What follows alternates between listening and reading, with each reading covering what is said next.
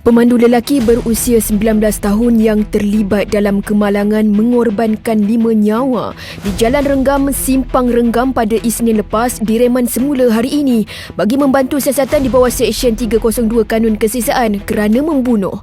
Perintah reman selama 4 hari dikeluarkan Mahkamah Seksyen Keluang pagi ini.